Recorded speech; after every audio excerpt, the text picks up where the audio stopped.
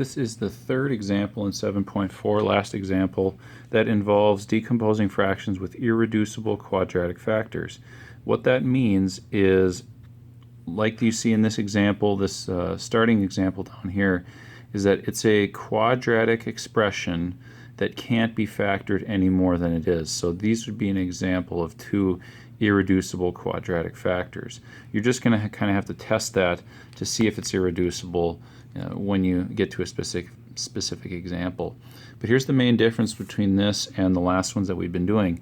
When the denominator is quadratic, the numerator needs to be in the form ax plus b.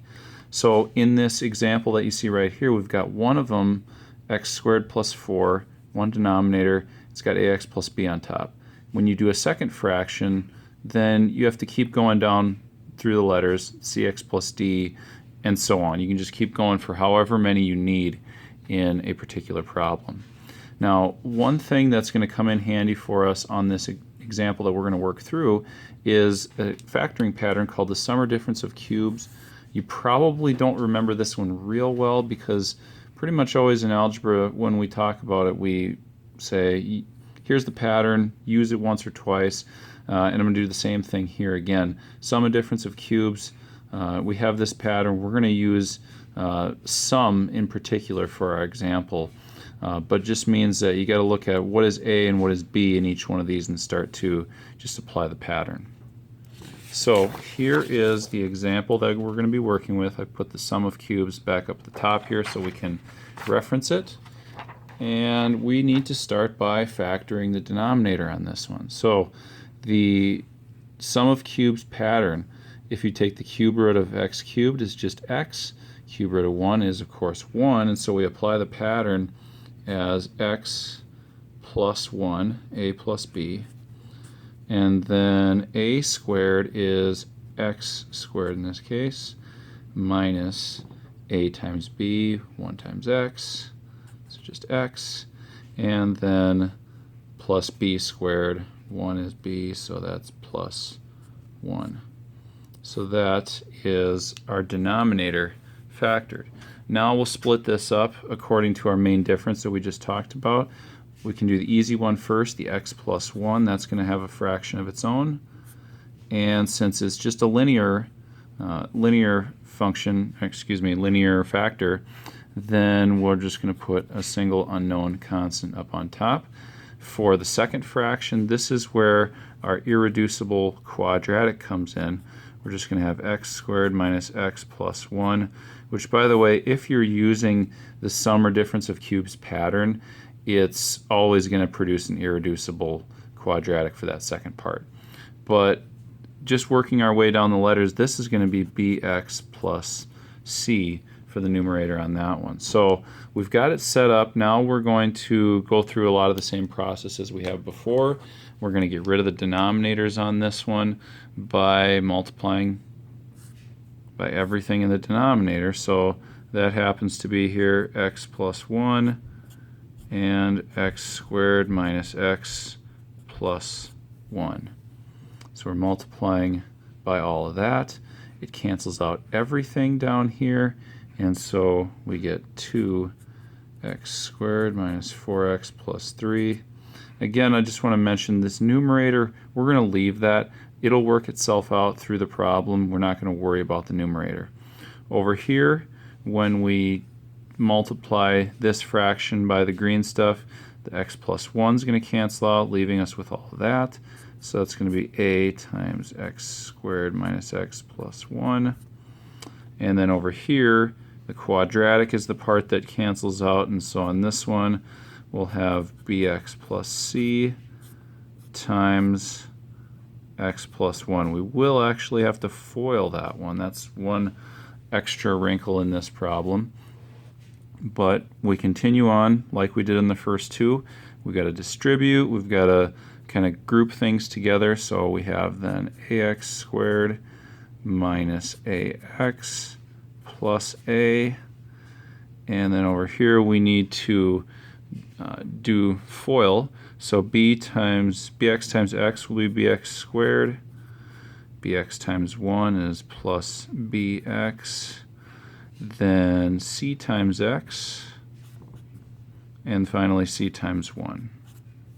So we get all of those written out. Now it is time to combine like terms and group these things together. So we have, for the x squared pieces, we have ax squared and bx squared. So then we'll put those together as a plus b times x squared.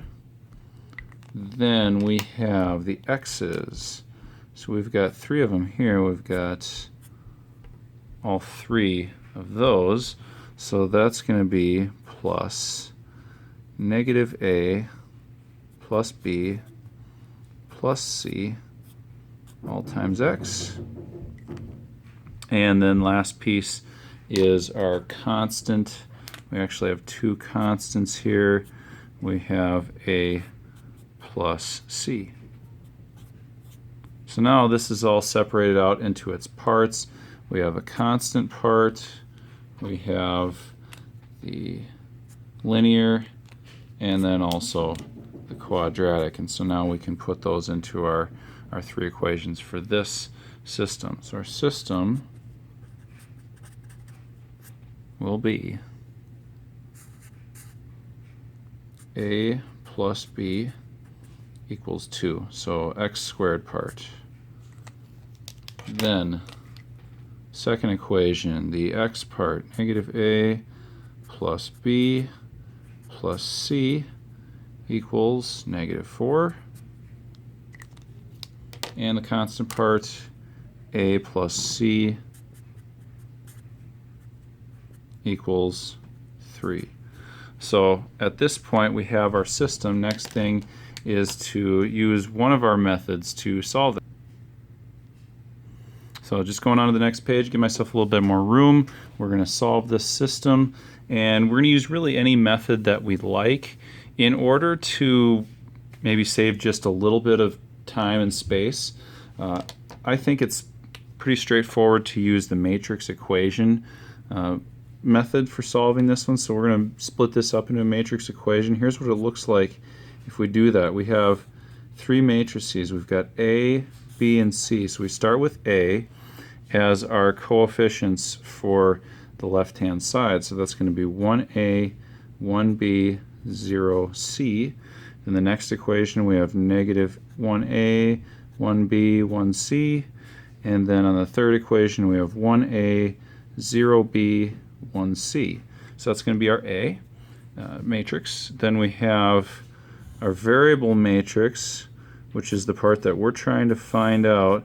The variables that we used were A, B, and C. And then we're going to set that equal to the left hand or the right hand side. That's our matrix B, which is going to be 2, negative 4, and 3 in this case. So that will be the setup of our matrix equation. Now, like I mentioned in the last section, matrix equations are kind of nice because we really let the calculator do most of the work.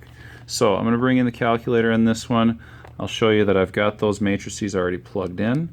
I have on matrix A, I've got the coefficients that you see right here.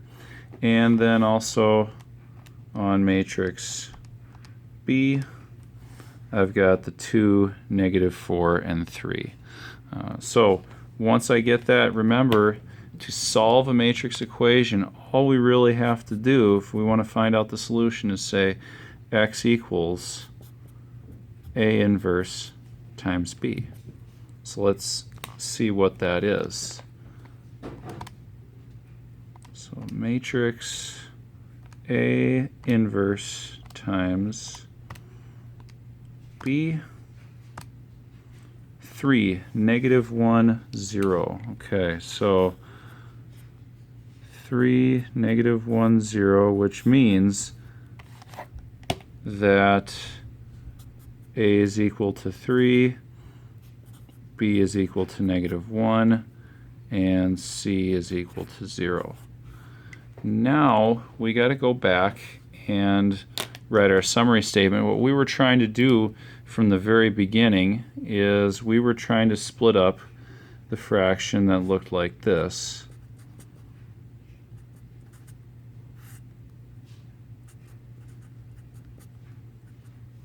we're splitting it up into smaller fractions, and so we had one of the fractions with x plus 1, it was a over x plus 1, and so that's just going to be 3 over x plus 1. And then the second equation was over our irreducible quadratic, which was x squared minus x plus 1 in the denominator. And the numerator was in the form of bx plus c. Well, we have a b, c is 0, and so that's going to make this one pretty straightforward. It's just going to be negative 1x plus 0, or negative x, up on top. And that's kind of our summary statement for this one. Throughout all that process, we have split up complicated fraction into two less complicated fractions.